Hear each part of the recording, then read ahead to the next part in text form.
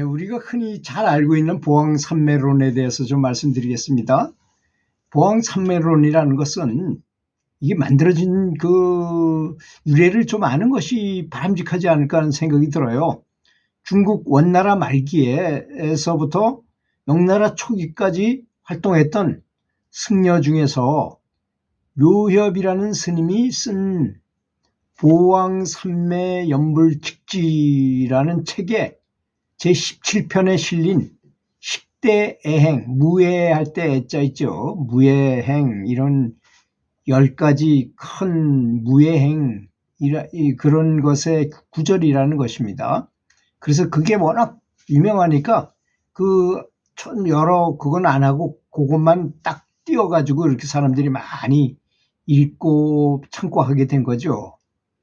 이제 원나라 말기에는 다른 민족이 침입이 아주 심해가지고 수시로 침략을 받아가지고 고통과 가뭄과 흉년이 닥치고 곳곳에서 반란이 일어나잖아요. 그러니까 또 반란이 일어나서 전쟁이 끊임없는 그런 시절이었다고 합니다. 가장 고통스러운 순간은 수십만 명의 사망과 부상자와 난민이 생길 때인 것이고, 먹을 양식이 없어가지고 수백만이 굶어 죽고, 또 그럴 때일수록 또 이 전염병이 창궐하잖아요. 전염병이 돌아서 약도 없잖아요. 전쟁 중에 무슨 놈의 약이 있겠습니까? 많은 사람들이 병들어 죽을 때 그런 시절이었다고 합니다. 게다가 신분제도가 아주 철저히 때려가지고 차별을 받고, 또 성차별도 많았잖아요. 여자는 인간 취급도 못 받은 때였었어요. 그때 당시에. 여성과 노인이 살기가 힘든 시대였고, 이런 세상 속에서도 사는 동안 인간은 행복하게 살아야 한다는 것을 깨우쳐주기 위해서 이 도엽 스님께서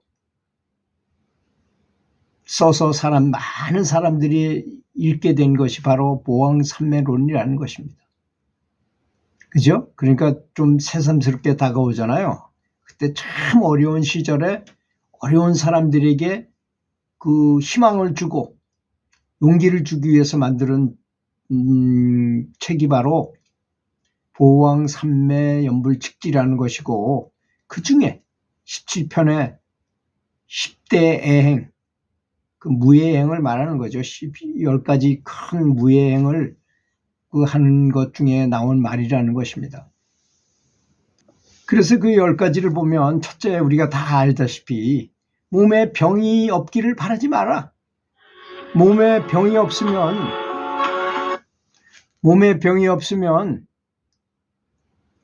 탐욕이 생기더라. 그래서 그런 말이 있죠. 우리나라 명심보감에도 그런 말이 있잖아요. 배부를 때는 사음욕하고 음란한 생각만 들고, 배가 고프면 발도심한다. 도 닦고자 하는 마음이 생긴다, 이런 것입니다. 그래서 성인께서 말씀하시기를 병으로 약을 삼어라, 이런 말씀을 하셨다는 것입니다. 두 번째로는 세상에 곤란함이 없기를 너무 바라지 말아라. 세상살이에 고난이 없다면, 우리 요새 말로 하자면 업신여기는 마음과 사치한 마음이 생길 수밖에 없다. 그게 인간이다. 누구나 인지상정 다 비슷해요, 상황이. 그래서 부자가 진짜 연불 수행하는 사람들이 별로 없습니다. 아주 형편이 좋고 잘 나가는 사람이 연불하는 사람이 별로 없어요. 그럼에도 불구하고 연불하는 사람은 정말 그 사람은 근기가 높은 사람인 것입니다. 또 아주 재벌이면서도 명상 열심히 하고 연불 열심히 하는 분도 있어요. 그 스리라마나 마르시 밑에 제자 중에 한 분이 재벌이었는데, 그분이 그렇게 많은 돈을 보시하고 마르시께서 뭔가 큰 강연장이 필요하다면 얼른 그 건물을 지어주고, 그렇게 헌신적으로 해가지고 그분의 사진만 봐도 이분이 굉장히 높은 경지구나 하는 것을 느낄 정도로 그렇게 된다는 것입니다. 우리가 록펠러라는 사람 알잖아요. 록펠러 재단. 하여튼 뭐 보시하면 최고인 사람이 바로 록펠러잖아요. 그 사람이 보통 사람처럼 33살에 부자가 되고 43살에 미국에서 가장 큰 부자가 되고 53살에는 전 세계에서 가장 큰 부자가 됐어요. 근데 그 사람이 53살에 죽을 뻔했어요.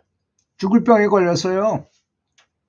근데 앞에서 막 휠체어를 타고 이렇게 가고 있는데 앞에서 막 다툰 소리가 나더래요. 보니까 치료해달라. 그런데 지금 돈이 없으니까 치료를 못 해주겠다. 병원에서는. 아니, 사람이 죽어가는데 어떻게 그냥 두느냐. 그러니까 록펠러가 보니까 안 됐잖아요. 자기도 죽어가는 판에 돈 많으면 뭐하냐 해가지고 비서를 시켜서 누가 줬는지 모르게끔 비밀리에 가서 그걸 계산해줘라. 그래서 그 사람을 고쳤어요. 그리고 이제 비밀리에 그 사람을 보니까 나중에 고쳐지더라는 거야. 자기도 병원에 있으면서 유심히 보니까. 그때 이 사람이 마음에 아주 굉장히 환희심이 돋더래요.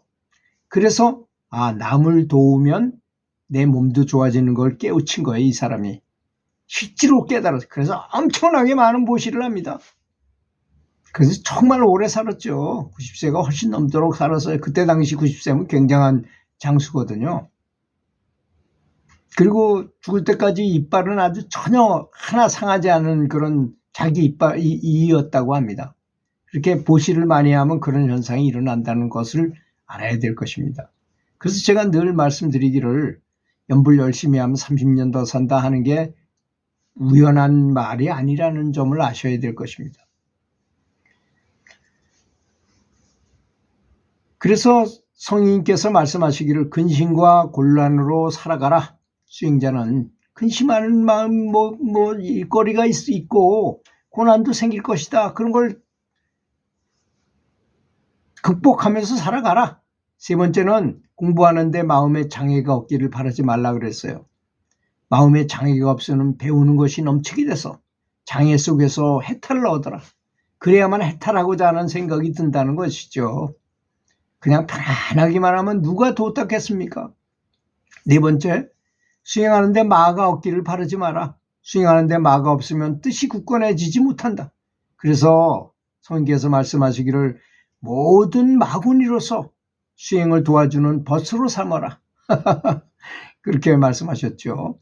마구니를 너무 겁낼 필요가 없어요. 저 정법 수행을 하는 사람은 전혀 마구니 존재 자체도 볼 수도 없습니다. 감히 가까이 올 수가 없기 때문이죠. 그래서 이건 평상시 잘 모르다가도 무속인들을 만나면 무속인들을 영안이 열렸으니까 다 빠가지고 그런 말을 해줘요.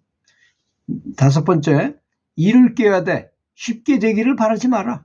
일이 너무 쉽게 되면 뜻을 경솔한데 두게 된다는 것입니다. 그래서 장애를 뛰어넘어 일을 성취하라. 어려운 일을 겪어가면서 세파에 시달려도 보면서 고통도 겪어보면서 여러 사람을 만나서 그런 과정에서 도를 깨닫도록 노력해라 이런 뜻이죠. 여섯 번째, 친구를 사귀되 내가 이롭기를 바라지 말아라. 내가 이롭기로 하면 의리를 상하게 되고 그래서 성인께서 말씀하시기를 순수함으로 사귐을 길게 하라고 하셨던 것입니다. 일곱 번째, 남이 내 뜻대로 순종해 주지를 바라지 마라.